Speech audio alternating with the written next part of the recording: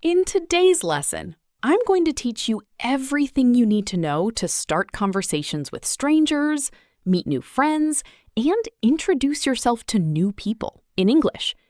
It doesn't matter if you're a beginner, intermediate, or advanced student. There will be something useful for everyone in this lesson, so make sure to watch until the end. Now, first of all, the first words you probably learned in school were hi or hello, and I'm not going to talk about those words today. Instead, I want to give you some very common alternatives that native speakers use in everyday conversations. Firstly, instead of saying hi, you could say, hey, what's up? How are you doing? How's it going?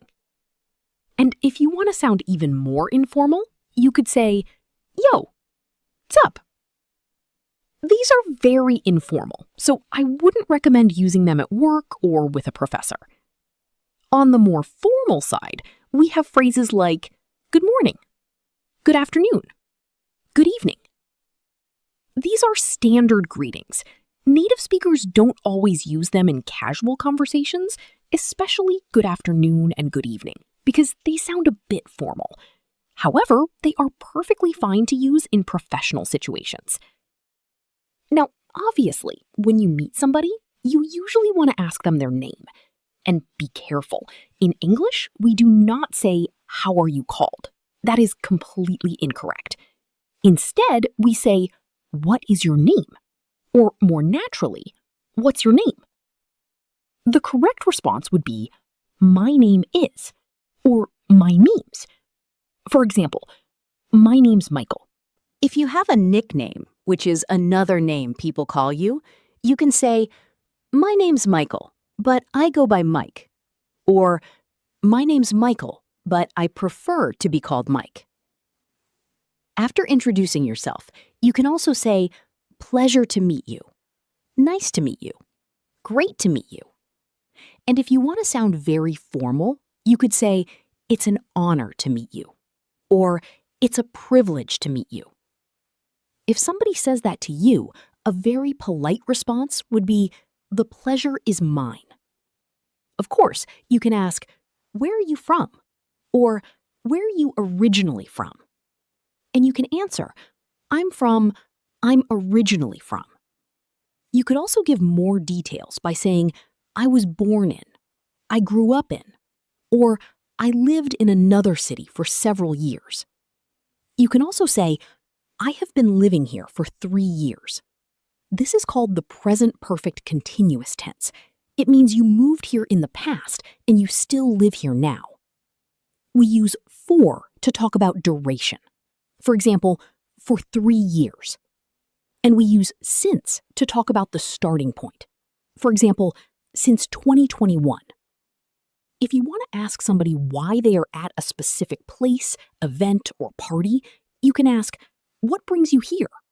And they might answer, I'm here because I'm studying. I'm here because I'm working. Or I know the host. Now, let's talk about small talk. Small talk is casual conversation that helps people break the ice and feel more comfortable with each other. It's usually not very deep or serious. A classic example of small talk is talking about the weather. You could say, it's a lovely day today, isn't it? Or, it's a miserable day today, isn't it? You could also say, we've had great weather lately. Now, instead of only talking about the weather, you may want to ask more personal questions about the other person's life. One common question is, what do you do for work? Or, what do you do for a living? Be careful. Native speakers usually do not say, what's your job? Because it sounds unnatural. Also, never ask somebody how much money they make. That is considered rude in many cultures. If somebody asks what you do for work, you could say, I work as a teacher. I work as a designer. Or, I have been working as a software developer for 3 years. You could also say, currently I'm studying. Currently I'm looking for a job. Or currently I'm retired. Apart from work, you can also ask about hobbies and interests. For example, what do you do in your free time? What are your hobbies? What are you passionate about? Or how do you like to spend your free time? And you can answer, I'm passionate about music. I'm interested in art. I like to read books. I like to surf. Or I like to ski. Be careful with this expression.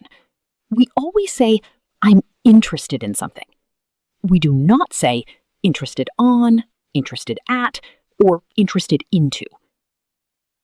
Finally, if you are a guest at somebody's house, meeting, or event, it's polite to say, thank you so much for having me, or thank you for inviting me.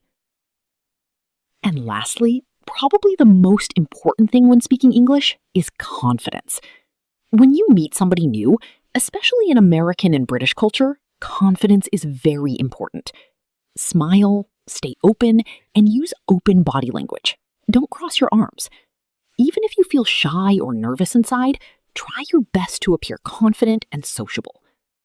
Remember, speaking English is all about practice and confidence. Practice English every single day, and don't be afraid to make mistakes. Thank you so much for watching this lesson.